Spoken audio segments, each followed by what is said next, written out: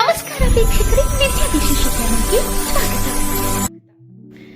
ಈ ಒಂದು ವಿಡಿಯೋದಲ್ಲಿ ನಾವು ಹೇಳ ಹೊರಟಿರುವಂತಹ ವಿಷಯ ಏನೆಂದ್ರೆ, ವರಮಹಾಲಕ್ಷ್ಮಿ ಹಬ್ಬದಲ್ಲಿ ಕಳಶ ಪ್ರತಿಷ್ಠಾಪನೆಯನ್ನ ಮಾಡ್ತೀವಿ. ಕಳಶ ಪ್ರತಿಷ್ಠಾಪನೆ ಮಾಡುವಾಗ ಯಾವ ಎಲ್ಲಾ ವಸ್ತುಗಳನ್ನ ನಾವು ಕಳಶದಲ್ಲಿ ಹಾಕಬೇಕು ಮತ್ತು ತಪ್ಪಿಯೂ ಯಾವ ವಸ್ತುಗಳನ್ನು ನಾವು ಕಳಶದಲ್ಲಿ ಹಾಕಬಾರದು, ಶಾಸ್ತ್ರಗಳಲ್ಲಿ ಉಲ್ಲೇಖವಾಗಿರುವಂತಹ ವಸ್ತುಗಳು ಯಾವುವು ಅನ್ನುವಂತಹ ಈ ಒಂದು ವಿಡಿಯೋದಲ್ಲಿ ವಿಷಯವನ್ನ ತಿಳಿಸ್ತಾ ಹೋಗ್ತೀವಿ. ವಿಡಿಯೋವನ್ನ ಕೊನೆವರೆಗೂ ನೋಡಿ. ಅದೇ ರೀತಿ ವರಮಹಾಲಕ್ಷ್ಮಿ ಹಬ್ಬಕ್ಕೆ ಶುಭ ಮುಹೂರ್ತ ಯಾವುವು ಎನ್ನುವುದರ ಆ ಒಂದು ವಿಡಿಯೋ ಕೂಡ ನಮ್ಮ ಒಂದು ಈ ಚಾನೆಲ್ ಅಲ್ಲಿ ನೀವು ನೋಡ್ತೀರಾ. ಅದೇ ರೀತಿ ಡಿಸ್ಕ್ರಿಪ್ಷನ್ ಬಾಕ್ಸ್ ನಲ್ಲೂ ಕೂಡ ನಾನು ಕೊಟ್ಟಿರ್ತೀನಿ, ಅದನ್ನ ನೋಡಿ ಮತ್ತು ಅಲ್ಲಿ ಇರುವಂತಹ ಒಳ್ಳೆಯ ಶುಭ ಮುಹೂರ್ತಗಳ ಬಗ್ಗೆ ನೀವು ನೋಡಿ ತಿಳಿದುಕೊಂಡು ಮತ್ತು ಆ ಒಂದು ಸಮಯದಲ್ಲಿ ವರಮಹಾಲಕ್ಷ್ಮಿ ಹಬ್ಬವನ್ನ ಪೂಜೆ ಮಾಡಿ.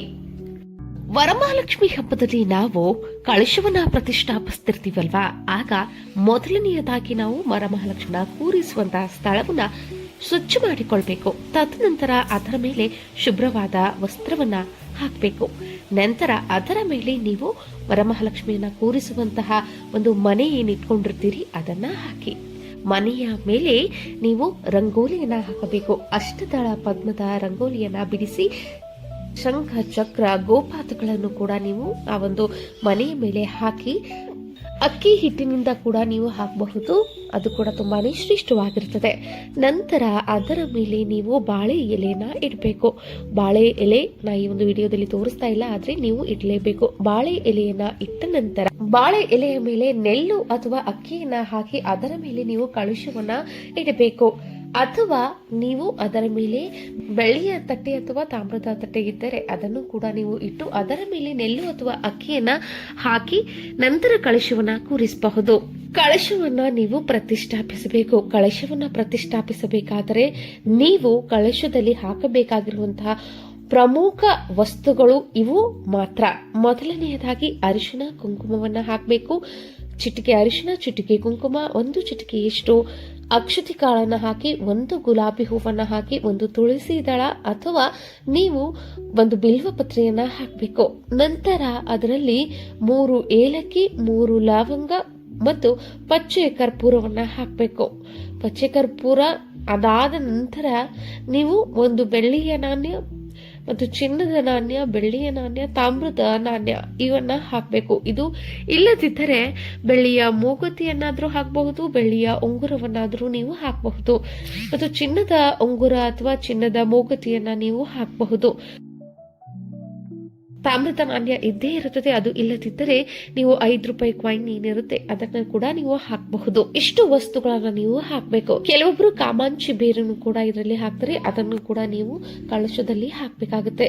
ಯಾವುದೇ ಕಾರಣಕ್ಕೂ ಕಳಶದಲ್ಲಿ ನೀವು ಸಮುದ್ರ ರಾಜನ ಮಗಳಾದಂತಹ ಲಕ್ಷ್ಮಿಯನ್ನ ನಾವು ಆ ಒಂದು ಕಳಶದಲ್ಲಿ ಆಹ್ವಾನ ಮಾಡ್ತಾ ಇರ್ತೇವೆ. ಹಾಗಾಗಿ ನಾವು ಅದರಲ್ಲಿ ನೀರನ್ನ ಹಾಕಬೇಕು. ನೀರನ್ನ ಹಾಕಿದರೆ ಮಾತ್ರ ಕಳಶದಲ್ಲಿ ತುಂಬಾನೇ ಶ್ರೇಷ್ಠ, ಅದು ಸಂಪ್ರದಾಯಬದ್ಧವಾಗಿರ್ತದೆ.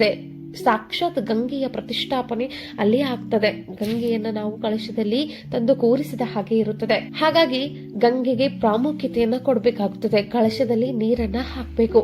ನೀವು ಅಷ್ಟು ಮೀರಿ ಈ ಕವಡೆ, ಆಮೇಲೆ ಕಪ್ಪು ಪಿಲ್ಲೆ, ಬಾಳೆಪಿಲ್ಲೆ, ನಾನಾ ರೀತಿಯ ಒಂದು ವರಮಹಾಲಕ್ಷ್ಮಿ ಹಬ್ಬಕ್ಕೆ ಬೇಕಾಗಿರುವಂತಹ ಎಲ್ಲಾ ಸಾಮಗ್ರಿಗಳನ್ನ, ಡ್ರೈ ಫ್ರೂಟ್ಸ್ ಇವೆಲ್ಲವನ್ನ ನೀವು ಹಾಕಬೇಕು ಅನ್ನುವಂತಹ ನಿಮ್ಮ ಒಂದು ಆಸೆ ಏನಿದ್ರೆ ನೀವು ಮೊದಲು ಒಂದು ಕಳಶವನ್ನ ಇಟ್ಕೊಳ್ಳಿ. ಬಿಂದಿಗೆ ತರ ಇರುತ್ತಲ್ವಾ, ಆ ತರದಾದ್ರೂ ಇಟ್ಕೊಳ್ಳಿ ಅಥವಾ ಒಂದು ಕಳಶವನ್ನಾದ್ರೂ ಇಟ್ಕೊಳ್ಳಿ. ಆ ಕಳಶದಲ್ಲಿ ಅರ್ಧದಷ್ಟು ನೀವು ಅಕ್ಕಿಯನ್ನ ಹಾಕಿಕೊಳ್ಳಿ. ಅಕ್ಕಿಯಲ್ಲಿ ನೀವು ಈ ಎಲ್ಲಾ ವಸ್ತುಗಳನ್ನ ಹಾಕಬಹುದು. ಅದರ ಮೇಲೆ ನೀವು ಕಳಶವನ್ನ ಇಟ್ಕೊಳ್ಳಿ. ಆ ಕಳಶದಲ್ಲಿ ಮಾತ್ರ ನೀವು ನೀರನ್ನ ತುಂಬಿಕೊಳ್ಳಿ. ನೀರು ಅರ್ಧದಷ್ಟು ಇರಬೇಕು, ಯಾಕೆಂದ್ರೆ ತೆಂಗಿನಕಾಯಿಯನ್ನ ಇಟ್ಟಾಗ ಅದು ಚೆಲ್ಬಾರ್ದು ಕೆಳಗಡೆ. ಸೊ ಹಾಗಾಗಿ ಕಳಶದಲ್ಲಿ ನೀರನ್ನ ಹಾಕಿ ಇವೆಲ್ಲ ವಸ್ತುಗಳನ್ನ ಅದರಲ್ಲಿ ನೀವು ಹಾಕಿದ ನಂತರ ನೀವು ತೆಂಗಿನಕಾಯಿಗೆ ಅರಿಶಿಣ ಮತ್ತು ಕುಂಕುಮದ ಲೇಪನವನ್ನ ಮಾಡಿ ಅದರ ಮೇಲೆ ಪ್ರತಿಷ್ಠಾಪಿಸಿ. ನಂತರ ಪ್ರತಿಷ್ಠಾಪಿಸಿದ ನಂತರ ನೀವು ತಾಯಿ ಮಹಾಲಕ್ಷ್ಮಿಯನ್ನ ಆಹ್ವಾನ ಮಾಡ್ಕೊಳ್ಳಿ. ಆಹ್ವಾನ ಮಾಡಿದ ನಂತರ ಆಕೆಗೆ ಅಲಂಕಾರ ಮಾಡಿ ನಂತರ ನೀವು ಅವರ ಮಹಾಲಕ್ಷ್ಮಿ ಹಬ್ಬದ ಪೂಜಾ ವಿಧಾನ ಯಾವ ರೀತಿ ಇರುತ್ತೋ ಅದೆಲ್ಲವನ್ನ ನೀವು ಪ್ರಾರಂಭ ಮಾಡ್ತಾ ಹೋಗಿ. ವರಮಹಾಲಕ್ಷ್ಮಿ ಹಬ್ಬದ ಪೂಜೆಯನ್ನು ಯಾವ ರೀತಿ ಮಾಡಬೇಕು ಅನ್ನುವುದರ ಸಂಪೂರ್ಣ ವಿಡಿಯೋವನ್ನು ಕೂಡ ನಾನು ಮುಂದಿನ ಒಂದು ವಿಡಿಯೋದಲ್ಲಿ ಅಪ್ಲೋಡ್ ಮಾಡ್ತೀನಿ. ಅದನ್ನು ಕೂಡ ನೋಡಿ, ಹಾಗೂ ನಾವು ಹೇಳಿರುವಂಥ ಈ ಮಾಹಿತಿ ನಿಮಗೆ ಇಷ್ಟವಾದಲ್ಲಿ ನಮ್ಮ ಚಾನಲನ್ನು ಲೈಕ್ ಮಾಡಿ, ಶೇರ್ ಮಾಡಿ, ಸಬ್ಸ್ಕ್ರೈಬ್ ಮಾಡೋದನ್ನು ಮರಿಬೇಡಿ.